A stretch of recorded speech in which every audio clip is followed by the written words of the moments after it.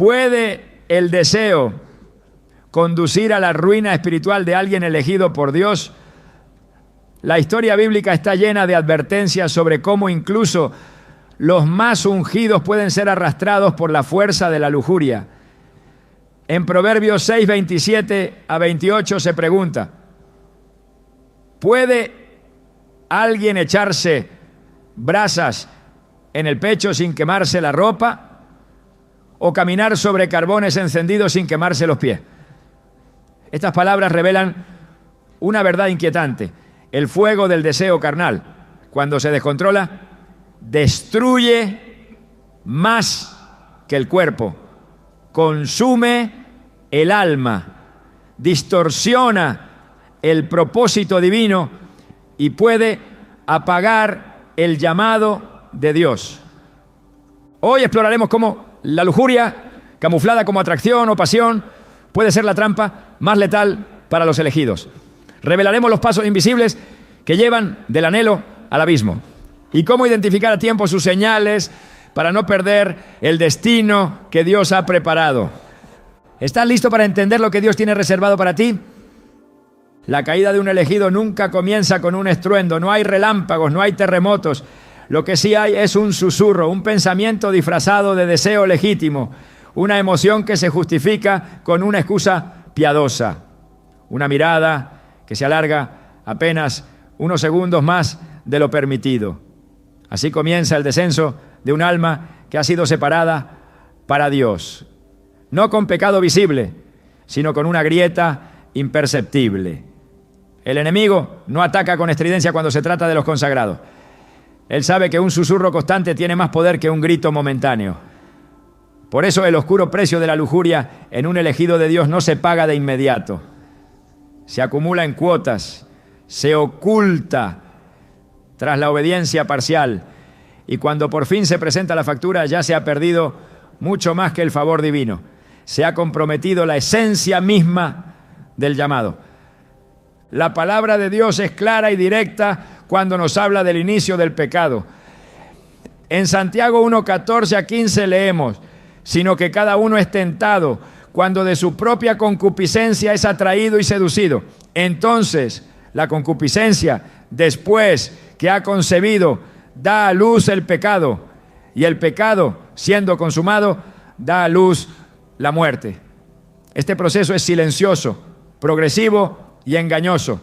No aparece como un acto de rebelión, sino como una confesión razonable. Y es ahí donde el elegido empieza a perder terreno, no por rebelarse, sino por tolerar, no por huir de Dios, sino por dejar de correr hacia Él. Considera a David, el hombre conforme al corazón de Dios. No fue cuando estaba en batalla ni cuando estaba buscando a Dios que la lujuria lo atrapó. Fue en un momento de ocio, en una azotea, en una tarde cualquiera. En 2 Samuel 11 se nos cuenta que en el tiempo en que los reyes salían a la guerra, David permaneció en Jerusalén. Esta simple decisión marcó el inicio de una cadena de eventos que lo alejarían temporalmente de la voluntad de Dios. Desde esa azotea, David vio a Betsabé y no apartó la vista. No fue el pecado de adulterio el primero, fue la permisividad con el deseo. Fue permitir que la vista se quedara, que la mente empezara a imaginar, que el corazón empezara a ceder. El hombre que había escrito salmos, que había danzado con el arca del pacto, que había sido ungido por Samuel y respaldado por Dios, se convirtió en presa del pecado, no por ignorancia, sino por descuido. Es aquí donde el enemigo opera con mayor eficacia. Él no necesita empujar al elegido, basta con que deje de avanzar. El descenso comienza cuando el fuego del altar se cambia por el fuego del deseo, cuando el tiempo de oración se reduce porque hay demasiadas responsabilidades, cuando la pasión por la pureza se convierte en una memoria nostálgica de los primeros días. La lujuria no necesita gritar para entrar, se introduce por la rendija que deja una devoción que ya no arde.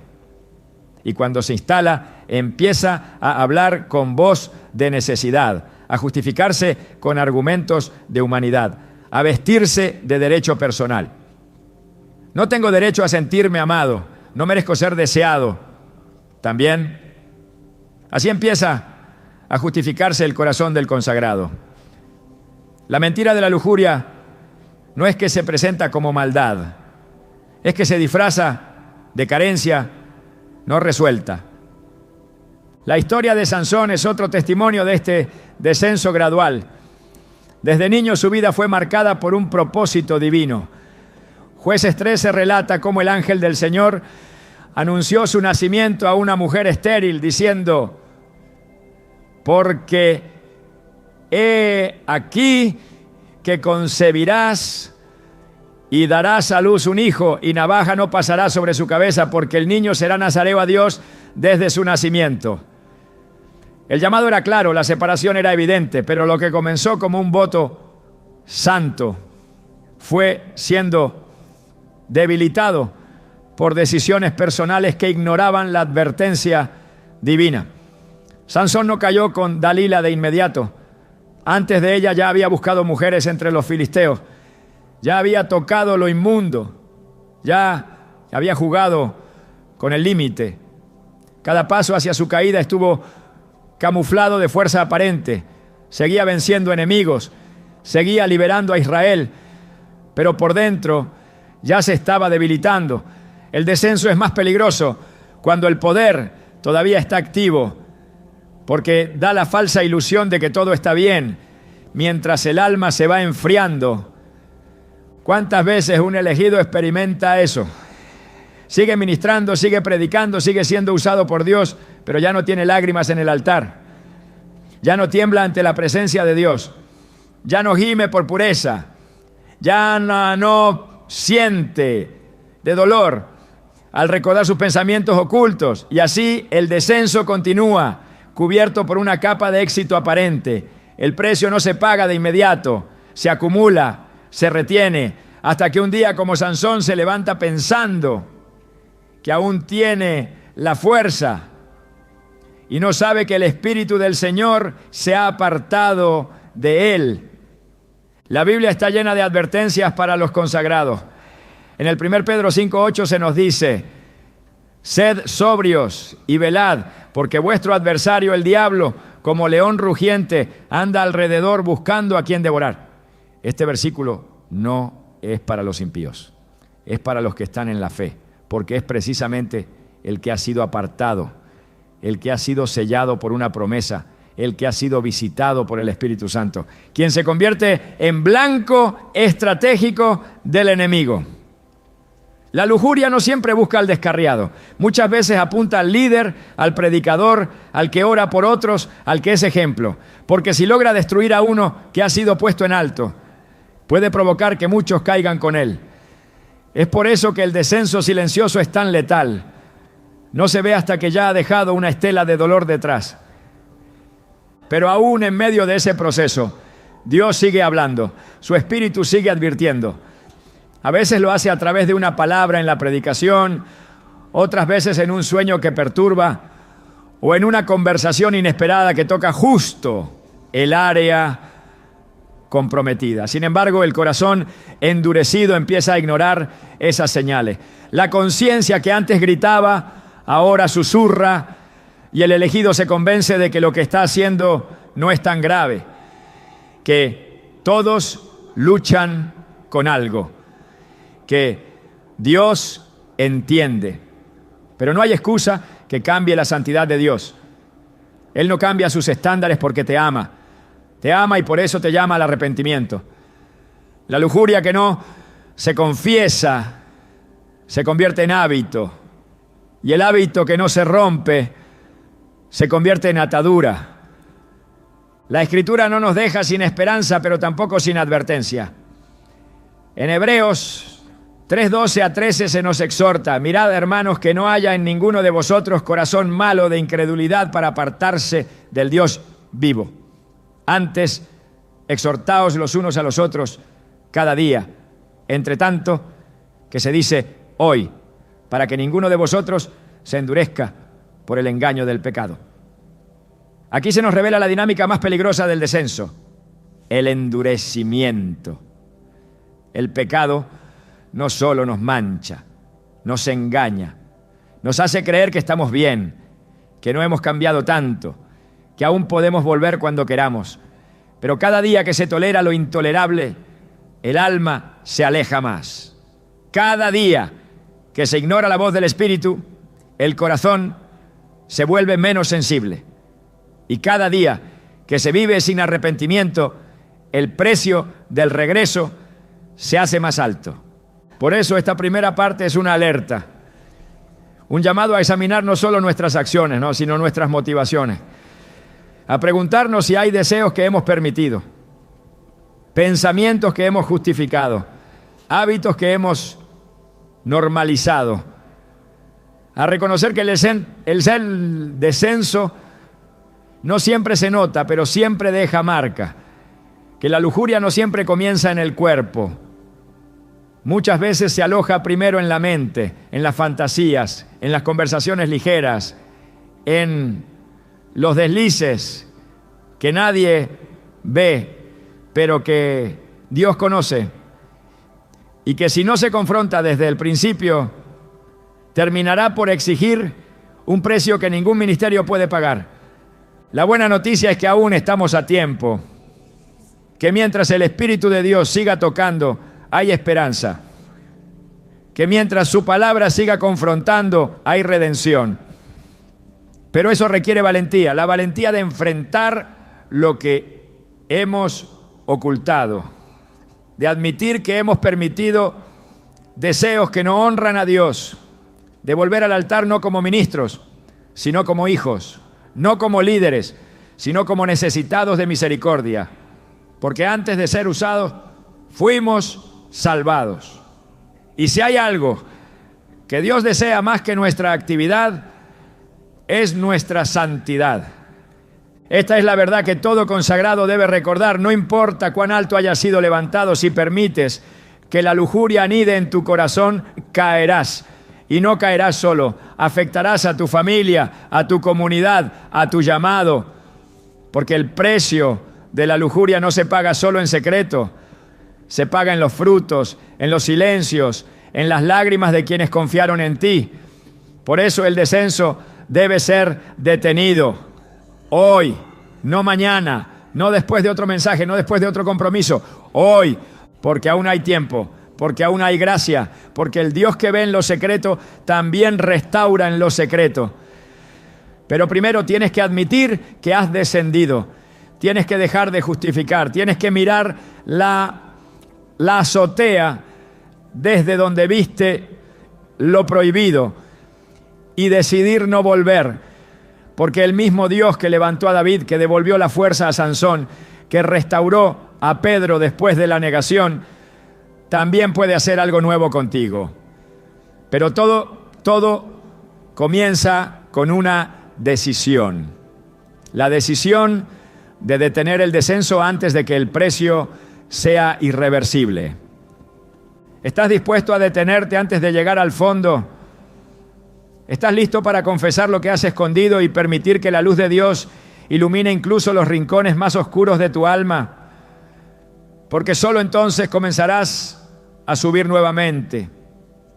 Solo entonces volverás a oír su voz como antes. Solo entonces el llamado que parecía perdido empezará a latir otra vez en tu interior. La elección divina no elimina la batalla, la intensifica. El hecho de ser separado para un propósito no te coloca fuera del alcance del enemigo, sino que te convierte en su objetivo más codiciado. Cuanto más alto es el llamado, más sutil y persistente es el ataque. La Escritura no oculta esta realidad. De hecho, está saturada de ejemplos donde los escogidos de Dios, aquellos sobre los que reposaba su espíritu, cayeron cuando bajaron la guardia frente al antasantosai. Alana saeron tare tentación. No porque carecieran de unción, sino porque dejaron de vigilar. No porque no conocieran la palabra, sino porque dejaron de someter sus deseos al gobierno del Espíritu. La figura de David se convierte en una advertencia continua para todos los que han sido ungidos. Él no fue llamado en medio del pecado, sino en medio del campo, mientras cuidaba ovejas, mientras entonaba salmos, mientras buscaba la presencia de Dios en soledad. Fue elegido por su corazón, por su sensibilidad hacia la voluntad del Padre. Sin embargo, ese mismo David, el que escribió, crea en mí, oh Dios, un corazón limpio, en el Salmo 51, también fue el que permitió que su deseo tomara el control de su voluntad. La vulnerabilidad del ungido no es una debilidad accidental, es una consecuencia espiritual, cuando el enfoque cambia del trono de Dios a las emociones del alma.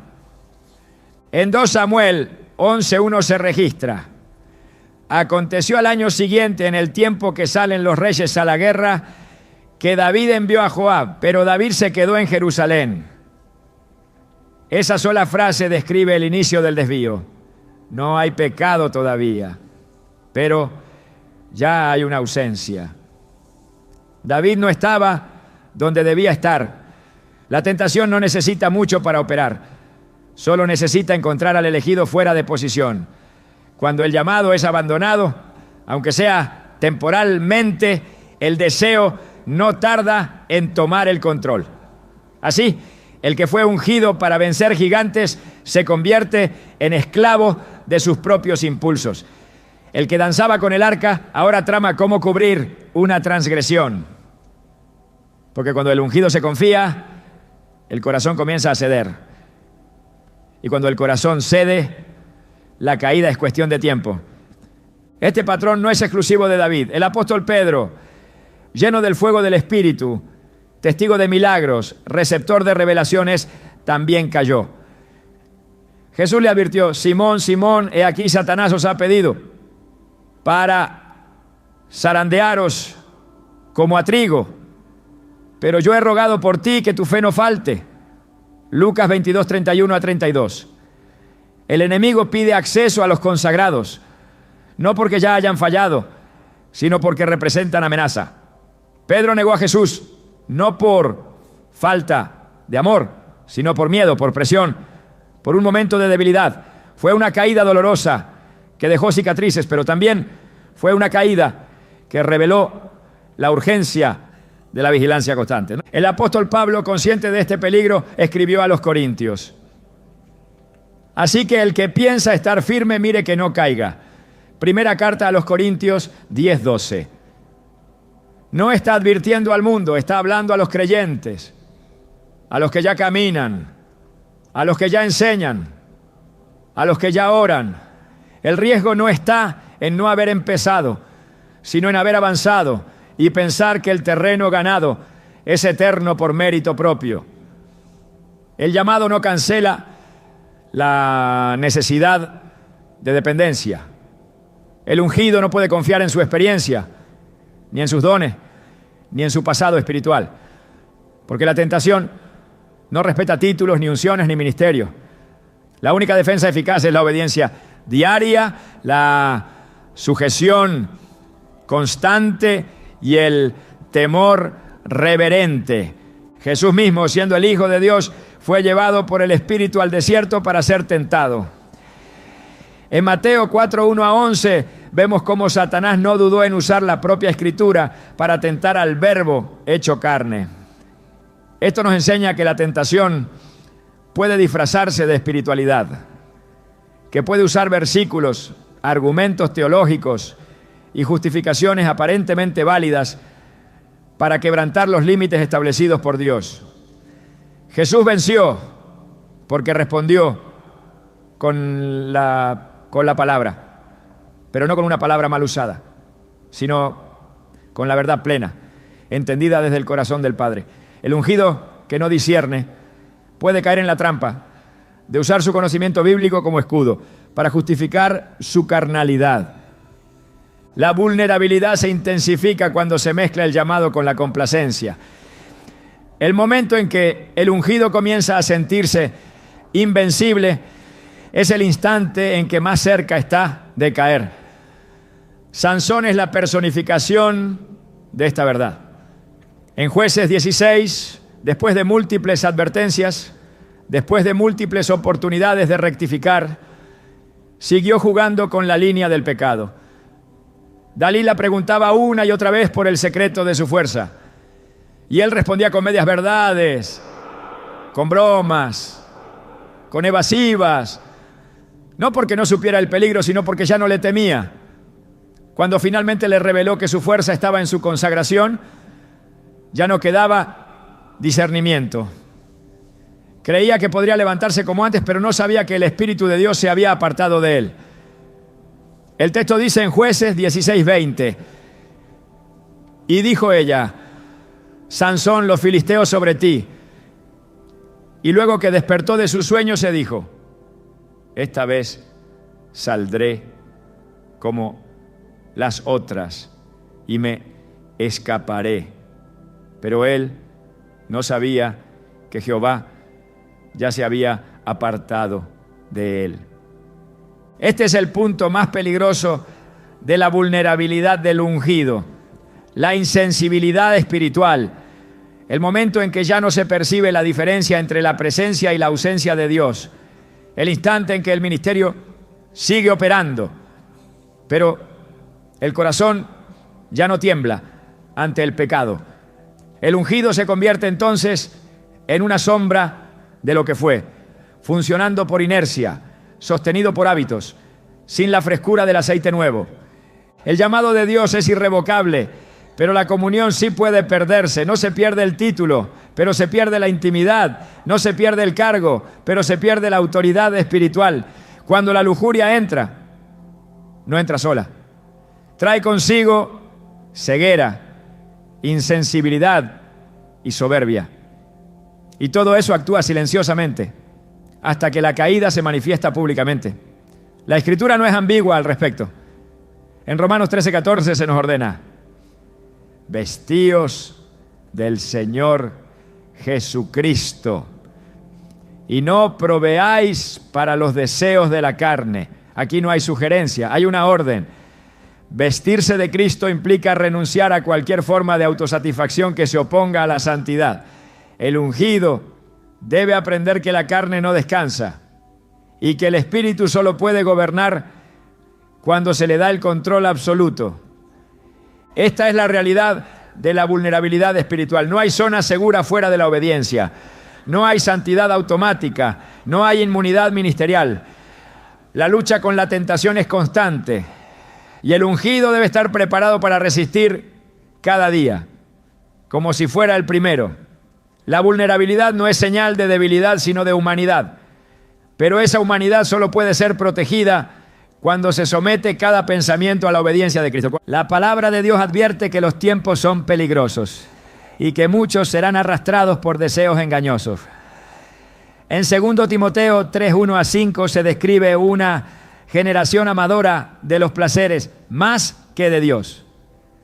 Personas que tendrán apariencia de piedad, pero negarán su eficacia. Esta es la trampa final. Mantener la forma externa mientras el interior está cediendo terreno.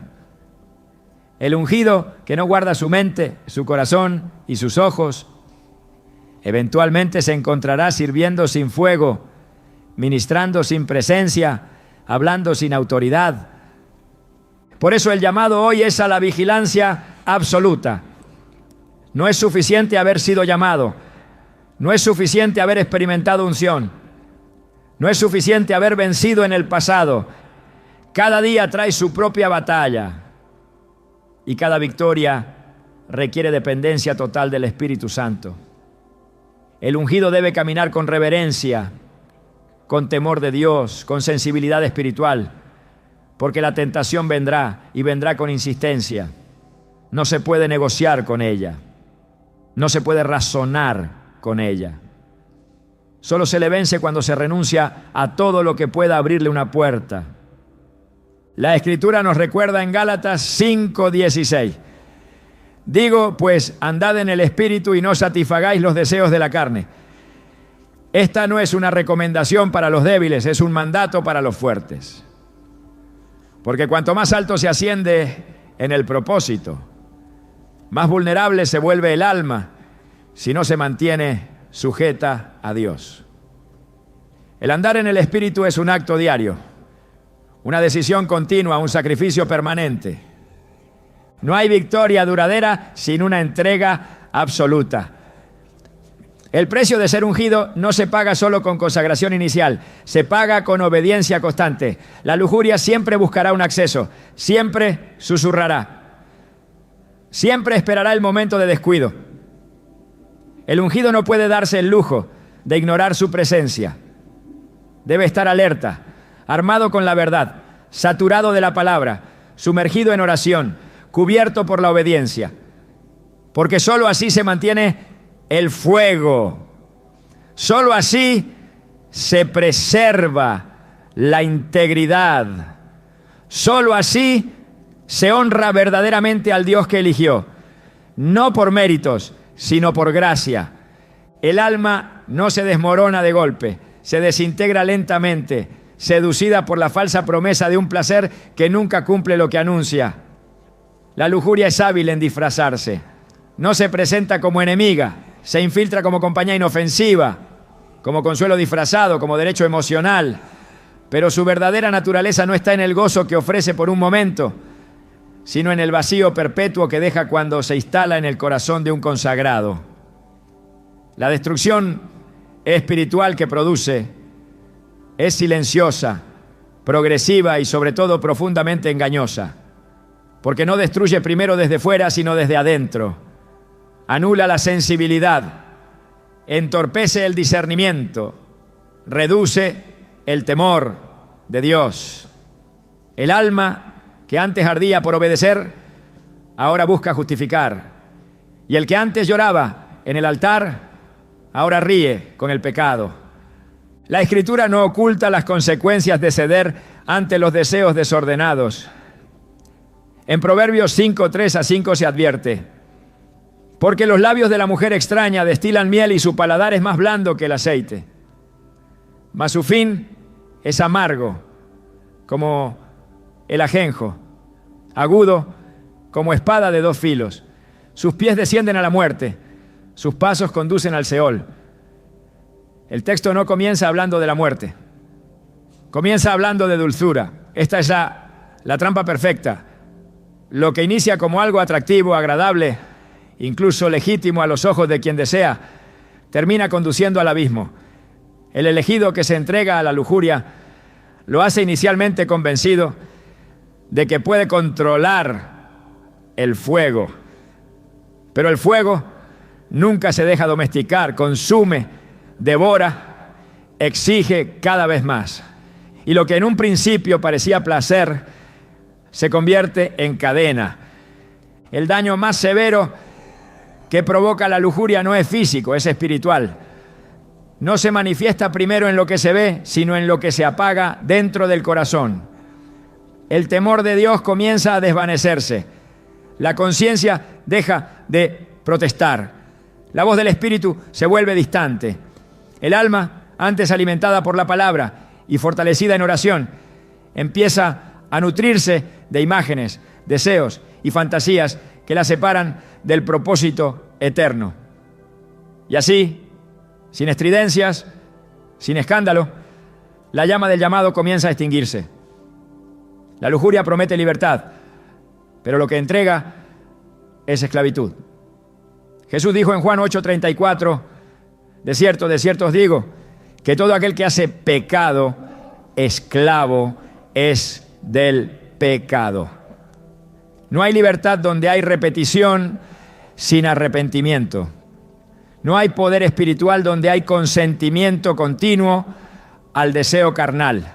La destrucción espiritual avanza por etapas. Primero adormece, después distorsiona, finalmente desintegra. El consagrado ya no percibe como peligroso lo que antes evitaba con temor.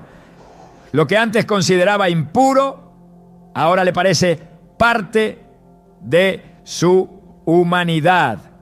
La justificación se convierte en su nuevo lenguaje. Ya no se arrepiente, razona. Ya no huye, coquetea. La conciencia no se apaga de golpe. Se reconfigura para tolerar lo que Dios condenó. Y es en ese estado donde el alma corre mayor peligro. Porque mientras más alto has subido en revelación, más profunda será la caída si no se detiene. Romanos 1:24 a 25 expresa una verdad contundente, por lo cual también Dios los entregó a la inmundicia en las concupiscencias de sus corazones, ya que cambiaron la verdad de Dios por la mentira, honrando y dando culto a las criaturas antes que al Creador. Este es el juicio más severo que puede experimentar un alma: ser entregada a sus propios deseos. Cuando el placer se vuelve prioridad, la verdad pierde autoridad. El consagrado no abandona su llamado de inmediato. Primero cambia su enfoque, después su estándar, luego su fidelidad. Y cuando intenta regresar ya no sabe cómo, porque la lujuria ha tomado el trono del alma. Decide, dirige, domina. El libro de Proverbios describe con claridad el final de ese camino. En el capítulo 7 se presenta la imagen de un joven sin entendimiento que es seducido por una mujer vestida como ramera. El relato dice que ella lo atrapa con palabras suaves, con caricias, con promesas de deleite. Pero el versículo 22 revela el desenlace. Al punto se marchó tras ella, como va el buey al degolladero y como el necio a las prisiones para ser castigado. Aquí no hay escándalo, hay obediencia. El alma ya no resiste, solo sigue. La voluntad ha sido vencida. El ungido, que antes dominaba gigantes espirituales, ahora es arrastrado por sus propios impulsos. La destrucción es inevitable cuando la resistencia ha sido sustituida por entrega emocional. Uno de los efectos más devastadores del placer carnal es su capacidad de cegar el propósito. El consagrado que vive en lujuria comienza a olvidar por qué fue llamado. Se acostumbra al doble estándar. Aprende a vivir dividido. Un rostro espiritual para los demás. Una vida carnal en secreto. Pero esa duplicidad no se sostiene por mucho tiempo. Jesús dijo en Mateo 6:24: ninguno puede servir a dos señores. No podéis servir a Dios y a las riquezas. El principio es claro. La lealtad espiritual no admite competencia. El corazón que intenta dividirse termina siendo dominado por el ídolo que más alimenta. La lujuria, cuando no es confrontada, se convierte en el nuevo Dios. Exige tiempo, pensamientos, energía. Sustituye la adoración con obsesión. El altar queda vacío y el alma, empapada en deseo, se marchita lentamente. La Escritura advierte en Gálatas 6:7-8: no os engañéis, Dios no puede ser burlado, pues todo lo que el hombre sembrare, eso también segará. Porque el que siembra para su carne, de la carne segará corrupción. No hay cosecha de gloria cuando se siembra en las tinieblas del placer ilícito. El elegido que se entrega al pecado no solo pierde autoridad, también pierde visión. Ya no sueña con lo eterno, ya no anhela lo celestial. Sus metas se reducen a lo inmediato, a lo sensual, a lo personal.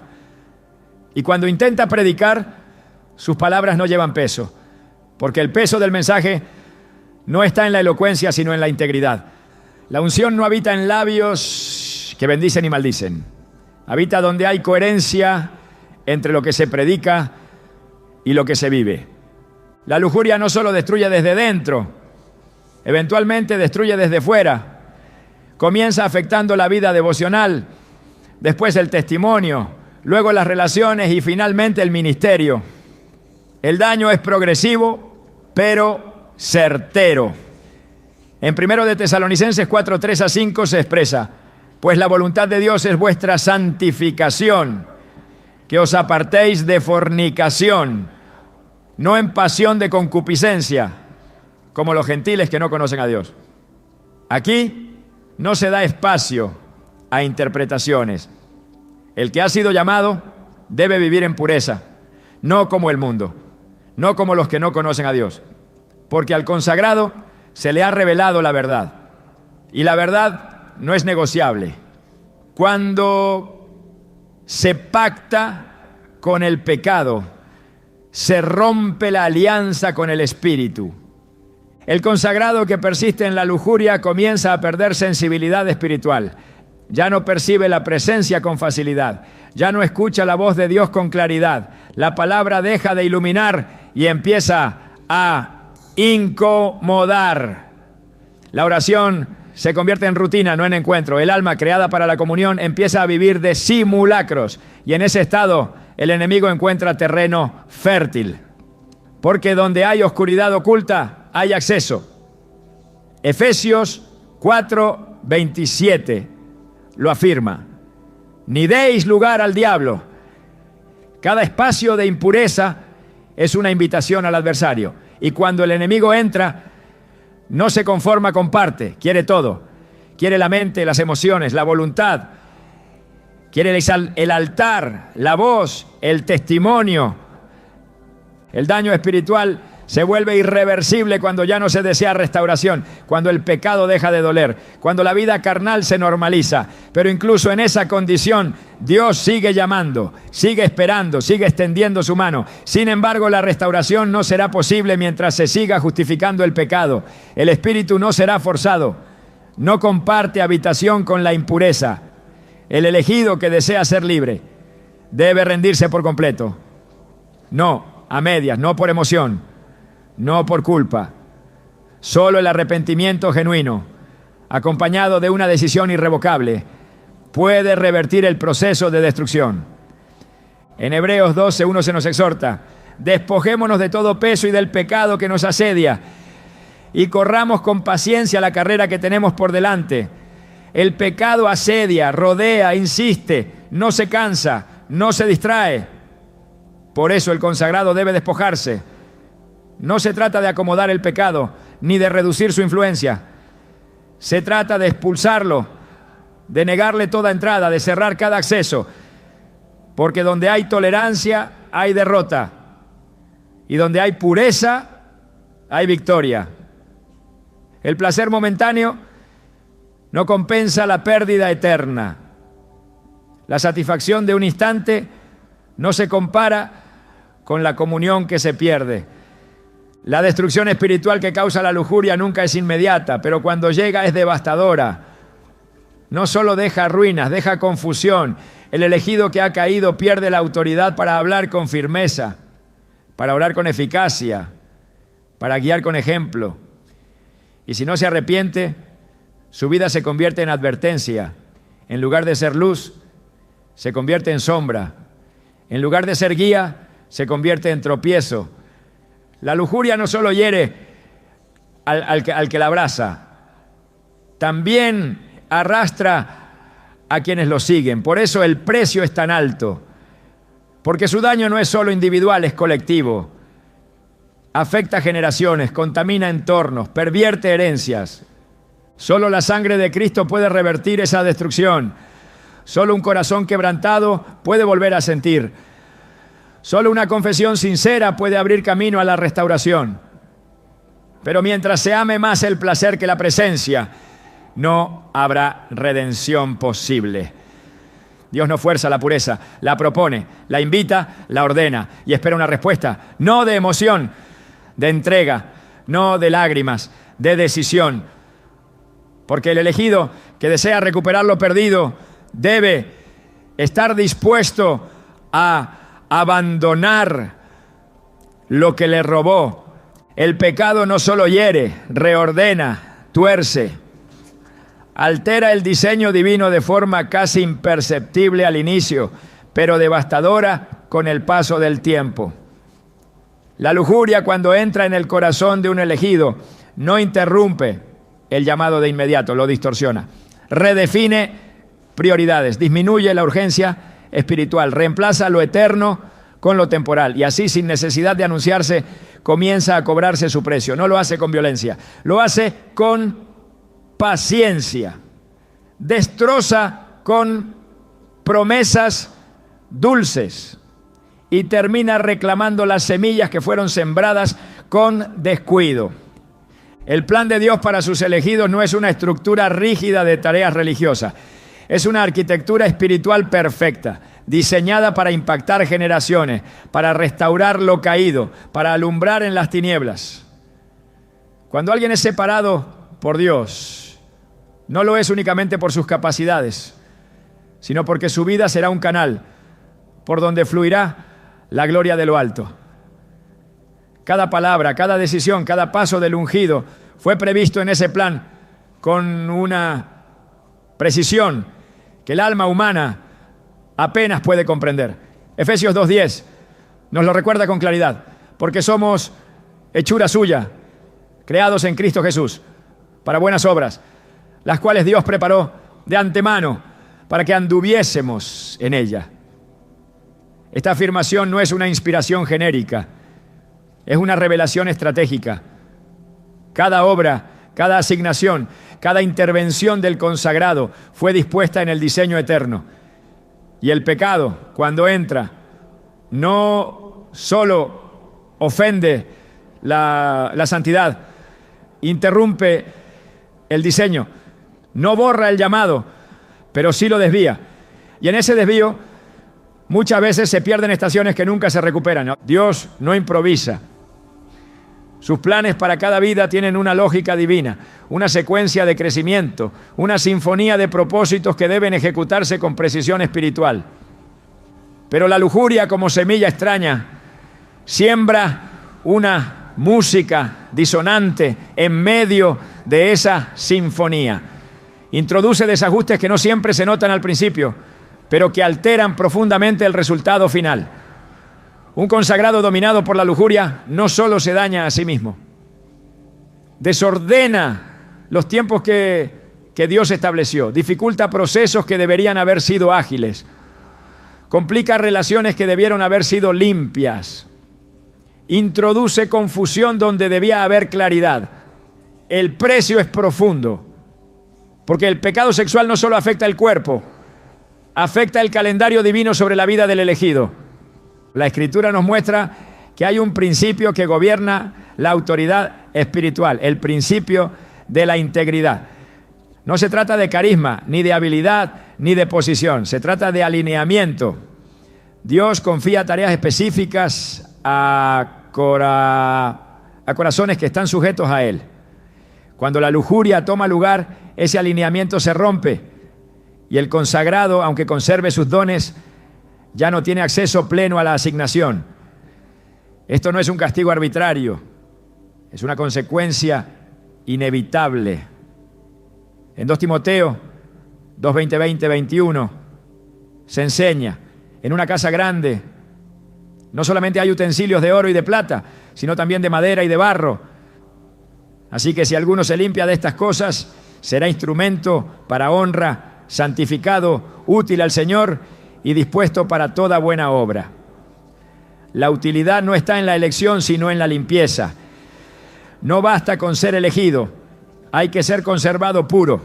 De lo contrario, el plan de Dios se ve limitado por la decisión del consagrado de ceder ante su carne. El precio oculto del pecado sexual también se manifiesta en el ámbito del testimonio. Lo que el ungido representa es más que un mensaje, es un modelo. Su vida, sus palabras, más su carácter son señales visibles del Dios invisible. Cuando la lujuria se instala, comienza a desgastar esa imagen. Lo hace en lo privado, pero termina reflejándose en lo público. Y el resultado no es solo una pérdida de respeto, es una crisis de credibilidad espiritual. El pueblo pierde dirección. Los más débiles tropiezan. La causa del reino se ve desacreditada, no por el enemigo, sino por uno de los suyos. Esto es lo que hace que el precio sea tan alto. No se limita al consagrado, se extiende a los que lo siguen, a los que creen en su llamado, a los que imitan su fe. Jesús advirtió en Mateo 18:6: y cualquiera que haga tropezar a alguno de estos pequeños que creen en mí, mejor le fuera que se le colgara al cuello una piedra de molino. Esta declaración no es figurativa, es una expresión de la gravedad, del impacto que tiene el pecado de un líder espiritual. Cuando el elegido cede ante la lujuria, no solo se destruye a sí mismo, se convierte en piedra de tropiezo para otros. Y el plan de Dios, que incluía edificar sobre su ejemplo, debe ser reconfigurado para evitar que el daño se propague. Hay otro precio más sutil, pero igualmente devastador: el silencio de Dios. El consagrado que persiste en la impureza sin arrepentimiento empieza a experimentar una distancia con el cielo que no siempre sabe explicar. Ya no hay claridad en la oración, ya no hay convicción al predicar, ya no hay frescura en la revelación. Todo se vuelve seco, forzado, mecánico, no porque Dios haya dejado de hablar, sino porque el canal está obstruido. En Isaías 59:2 se declara: pero vuestras iniquidades han hecho división entre vosotros y vuestro Dios, y vuestros pecados han hecho ocultar de vosotros su rostro para no oír. El rostro oculto de Dios no es castigo, es resultado. Y el que ha conocido su voz y ahora solo encuentra silencio, paga un precio emocional y espiritual incalculable. El pecado sexual no solo apaga el gozo, silencia la guía. Y sin guía, el elegido se convierte en sobreviviente espiritual, no en instrumento de transformación. El corazón del ungido, cuando está contaminado, pierde la agudeza profética. Ya no discierne entre lo que parece bueno y lo que es santo. Ya no distingue la voz del Espíritu entre tantas voces. La confusión se convierte en compañera. Las decisiones se toman por impulso, no por dirección divina. Y así el plan de Dios, que requería precisión, se ve frenado por la indecisión. Porque donde hay pecado oculto, hay inseguridad. Y donde hay inseguridad, no hay autoridad. El consagrado entonces comienza a depender de estrategias humanas, de fórmulas, de experiencias pasadas. Pero todo eso solo sostiene una imagen vacía, porque la fuente ya no fluye como antes. El altar fue contaminado y hasta que no se ha purificado, el fuego no volverá a arder. Uno de los precios más trágicos del pecado sexual en el consagrado es la pérdida del temor de Dios. No se trata de miedo, se trata de reverencia, de sensibilidad, de sujeción profunda al carácter de aquel que lo llamó. Cuando la lujuria es tolerada, el alma comienza a justificarse, a negociar principios, a adaptarse al pecado. Y cuando eso ocurre, el temor se va, y con él se va la unción, porque Dios no unge lo que no respeta. La unción permanece donde hay honra. Y el consagrado, que ha perdido el temor, aunque siga en funciones, ha perdido lo más precioso: la aprobación divina. En Levítico 10, los hijos de Aarón, Nadab y Abiú, ofrecieron fuego extraño delante del Señor. No era fuego profano en apariencia, era un acto de adoración, pero no era lo que Dios había ordenado, y por ello fueron consumidos por el fuego de Dios. Esto nos enseña que no toda ofrenda es aceptada, no todo servicio espiritual es agradable si no viene desde la obediencia. El pecado sexual introduce fuego extraño en el altar del ungido. Puede seguir sirviendo, pero ya no está siendo respaldado.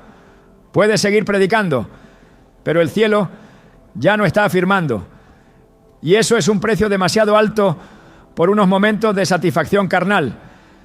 El pecado también roba tiempo, tiempo que debió haberse usado para avanzar en el llamado, tiempo que debió haberse invertido en edificar, tiempo que ahora se desperdicia en luchar contra las consecuencias de decisiones mal tomadas. Y aunque Dios puede restaurar, muchas veces el tiempo perdido no vuelve. Joel 2:25 promete: y os restituiré los años que comió la oruga, el saltón, el revoltón y la langosta. Pero esa restitución requiere rendición total. No es automática, no es garantizada si no hay arrepentimiento genuino.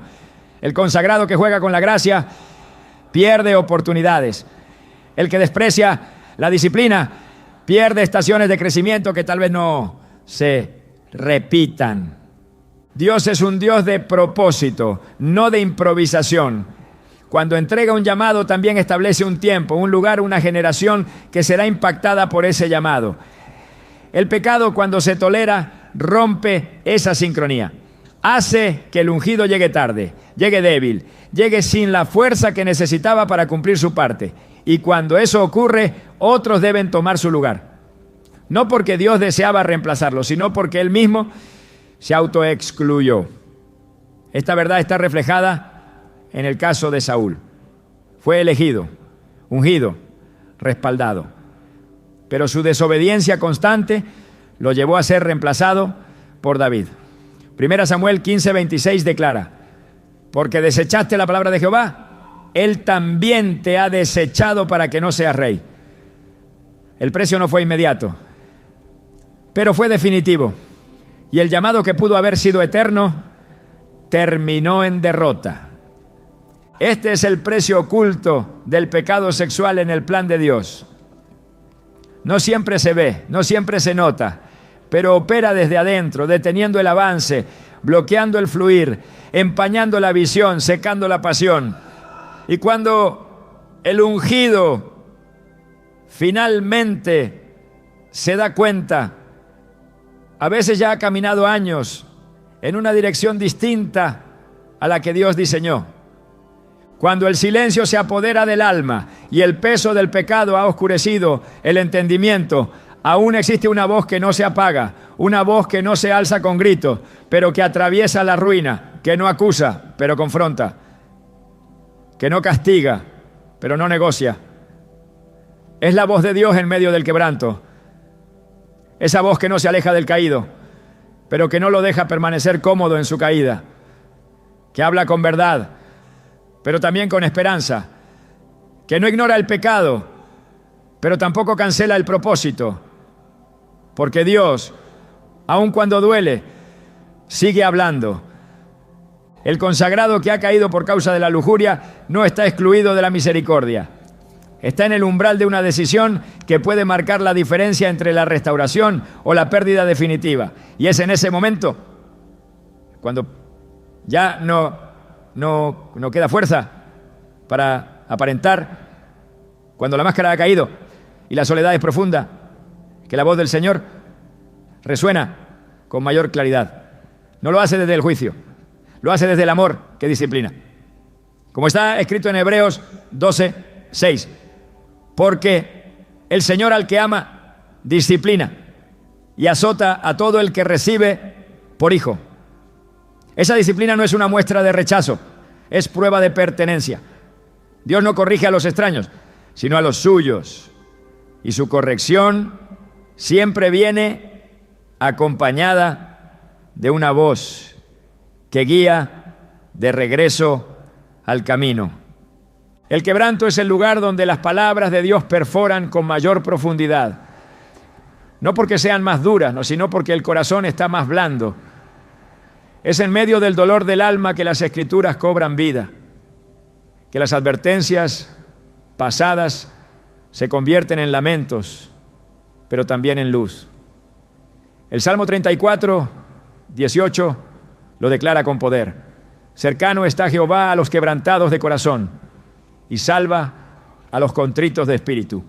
Esa cercanía no es solo una presencia, es una voz, una que no se pierde en el ruido porque ha silenciado todo alrededor. Una que no se disfraza de emoción porque es más profunda que cualquier sentimiento. Es la voz de aquel que llama a volver. A lo largo de las Escrituras, Dios ha demostrado que su voz sigue hablando incluso cuando el pecado ha alcanzado su clímax.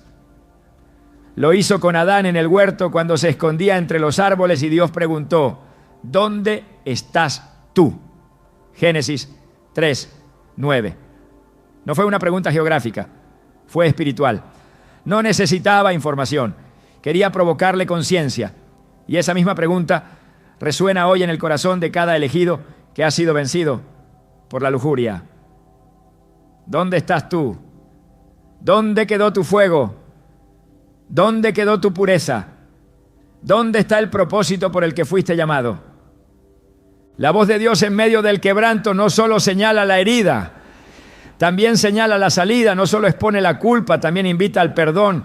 Pero esa voz solo puede ser oída por el corazón que se rinde, por el alma que ya no argumenta, por el consagrado que ha dejado de justificar y ahora solo quiere volver. En Jeremías 3:22 se encuentra un llamado que atraviesa toda barrera. Convertíos, hijos rebeldes, y sanaré vuestras rebeliones. No hay condición más esperanzadora que esta. Si hay conversión genuina, hay sanidad. Si hay vuelta al Padre, hay restauración. Pero todo comienza con un oído que esté dispuesto a escuchar. Dios no se complace en el juicio. Su deseo no es destruir al consagrado, sino purificarlo. Y su voz es el instrumento más poderoso para lograrlo. Es una voz que corta, como espada de dos filos, pero también restaura, que confronta sin condenar, que muestra el pecado, pero también muestra el camino de regreso.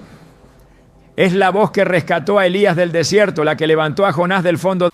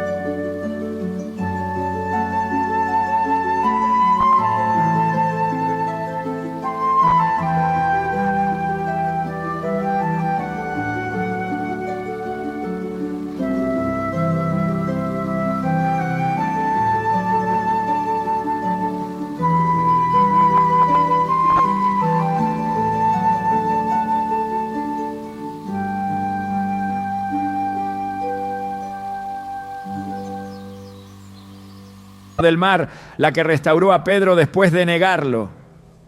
Una voz que no se cansa de hablar, pero que solo será efectiva si encuentra un corazón dispuesto a obedecer. El mayor obstáculo para oír esa voz no es el pecado, es la soberbia. El consagrado que ha caído y se justifica se endurece, y el endurecimiento silencia los ecos del cielo. Pero el que se humilla, el que reconoce su condición, el que clama desde el polvo, descubre que Dios nunca se fue, que su voz siempre estuvo allí esperando que el corazón se abriera de nuevo. En Isaías 30:21 se declara: entonces tus oídos oirán a tus espaldas palabra que diga: este es el camino, anda por él. Esa promesa no es para los perfectos, es para los quebrantados que deciden volver a escuchar. La lujuria no solo contamina, también ensordece. Hace que la voz de Dios se vuelva distante, no porque Dios haya dejado de hablar, sino porque el alma se ha llenado de otros sonidos. La limpieza del corazón restaura la sensibilidad espiritual. El arrepentimiento genuino abre nuevamente los oídos del alma. Y cuando la voz de Dios vuelve a ser escuchada, el alma empieza a sanar. La dirección regresa. La claridad se restablece. La comunión se reaviva. Dios no abandona al caído, pero no puede ignorar el pecado. Su amor no cancela su santidad. Su misericordia no contradice su justicia. Por eso su voz no suaviza el mensaje, pero lo impregna de esperanza. Porque aun cuando se ha perdido el camino, la voz de Dios puede trazar uno nuevo. El consagrado que escucha y obedece puede volver a caminar. Puede ser restaurado. Puede volver a ser útil, no porque lo merezca, sino porque Dios lo desea. Porque su voz sigue llamando, aún desde las ruinas. Cuando el alma ha tocado fondo y el pecado ha hecho evidente su precio, el consagrado se encuentra ante la única pregunta que realmente importa. ¿Es posible volver? No volver al mismo lugar, sino al corazón de Dios. No recuperar la imagen, sino la comunión. No restaurar la posición, sino la pureza. Y la respuesta, aún en medio de la ruina, es sí. Porque la gracia de Dios no fue diseñada para los fuertes, sino para los quebrantados. No se derrama sobre los que se justifican, sino sobre los que se humillan. El regreso del elegido es posible cuando la rendición es total. El camino de vuelta no es fácil, no es inmediato, no es superficial. Implica una decisión radical, una ruptura definitiva con aquello que produjo la caída. Implica mirar el pecado no como un error, sino como una traición. Como David, cuando clamó en el Salmo 51:4, contra ti solo he pecado y he hecho lo malo delante de tus ojos. Esa confesión no fue un acto emocional, fue una revelación profunda. David entendió que su pecado no fue solo contra una mujer o contra un hombre, fue contra Dios. Y esa conciencia es el principio de la restauración.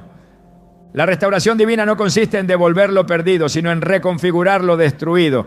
Dios no repara con parche, Él transforma desde el interior. El elegido que regresa no es simplemente reinstalado, es rediseñado. Su corazón, ahora quebrantado, es más sensible. Su obediencia, más firme. Su propósito, más claro. No porque el pecado haya sido necesario, sino porque la gracia ha sido mayor. En Romanos 5:20 se afirma: pero donde abundó el pecado, sobreabundó la gracia. Esa sobreabundancia no es licencia, es redención, no es excusa, es restauración. Pedro negó a Jesús 3 veces, no por debilidad en doctrina, sino por temor. Y después de la resurrección Jesús no lo desechó, lo encontró, lo restauró, lo llamó nuevamente. En Juan 21 Jesús no le reprochó, le preguntó: ¿me aman?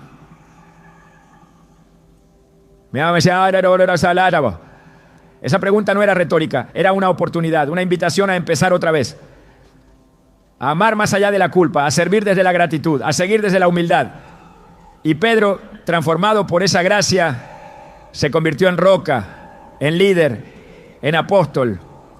La caída no definió su destino, la restauración lo refinó. Así también el elegido que ha sido vencido por la lujuria no está condenado al exilio espiritual, pero debe elegir, no puede volver con condiciones, no puede regresar cargando lo mismo, debe soltar, confesar, rendirse, porque Dios no restaura mientras haya resistencia, pero cuando encuentra un corazón contrito, actúa con poder, como lo hizo con el hijo pródigo, quien al volver a casa encontró no reproche, sino abrazo, no escasez, sino fiesta. No exclusión, sino restitución. Lucas 15:24 dice: porque este mi hijo muerto era ya revivido, se había perdido y es hallado. Esa es la voz del Padre. Esa es la promesa para el consagrado que decide volver. Dios no cancela su propósito, pero espera una respuesta. La restauración está disponible, pero exige entrega. No se puede servir con el corazón dividido. No se puede predicar con el altar contaminado. No se puede liderar sin santidad. El fuego solo desciende sobre sacrificios limpios. La unción solo fluye donde hay verdad. Y la autoridad solo permanece donde hay integridad. El elegido que regresa debe hacerlo con todo. Y si lo hace, Dios lo recibirá, lo limpiará, lo levantará. Porque en el reino el fracaso no es el final. Es el escenario de una gloria mayor. El verdadero peligro no es la caída, es la indiferencia después de haber caído. Cuando el alma ya no lucha, ya no llora, ya no siente. Cuando la lujuria ha dejado de provocar culpa y ha sido aceptada como parte de la identidad. El abismo se convierte en hogar. Y es entonces cuando el enemigo logra su victoria más perversa. Convencer al consagrado de que ya no vale la pena volver. Esa es la trampa final. No la tentación, sino la resignación. No el pecado, sino el conformismo espiritual. Porque el infierno no teme tanto al ungido que cae, como al ungido que se levanta con más discernimiento, más fuego y más determinación que antes. El mayor precio que puede pagar un elegido no está en lo que perdió, está en lo que dejó de soñar, en lo que dejó de orar, en las almas que dejó de tocar, en la generación que ya no impactó. Porque la lujuria no solo rompe la comunión con Dios, rompe la conexión con el propósito eterno. Apaga el deseo de avanzar, disuelve la visión, roba la capacidad de soñar con lo santo. Y cuando el ungido deja de soñar con lo que Dios puede hacer a través de él, ha comenzado a morir por dentro. Aunque aún camine, aunque aún hable, aunque aún sirva. Pero la luz de Dios no está limitada por la oscuridad del alma. La presencia no se acobarda ante la sombra del pecado. La voz del Espíritu no se extravía, incluso en el lugar más seco y contaminado. Aún allí, Dios sigue preguntando: ¿dónde estás? No como señal de juicio, sino como anuncio de esperanza. Porque si aún puede responder, si aún puede reconocer que se ha alejado, todavía puede ser redimido. No hay noche tan oscura que la luz del arrepentimiento no pueda perforar. No hay lodo tan espeso que el agua viva no pueda limpiar. Lo que el enemigo más teme es a un corazón quebrantado que no se rinde, a un consagrado que se ha enfrentado a su propia miseria y aún así elige obedecer, que ha visto la fragilidad de su carne y aún así decide ayunar, que ha reconocido la profundidad de su culpa y aún así levanta sus manos. Porque ese corazón no solo ha sido restaurado, ha sido armado.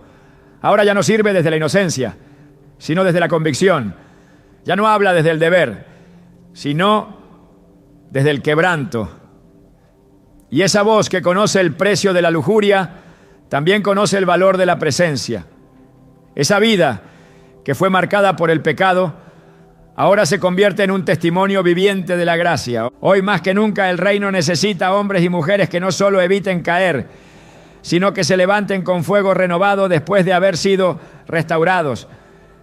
Que no escondan sus cicatrices, sino que las usen como evidencia de que Dios aún llama, aún limpia, aún transforma. Porque si el enemigo logró seducir a un elegido, Dios aún puede escribir una historia mayor con quien ha sido perdonado. Porque en el reino la última palabra no la tiene el pecado, la tiene la redención. ¿Estás dispuesto a volver a soñar, a dejar que Dios escriba lo que tú pensaste que había terminado? Entonces levántate, porque aún hay propósito, aún hay fuego, aún hay tiempo.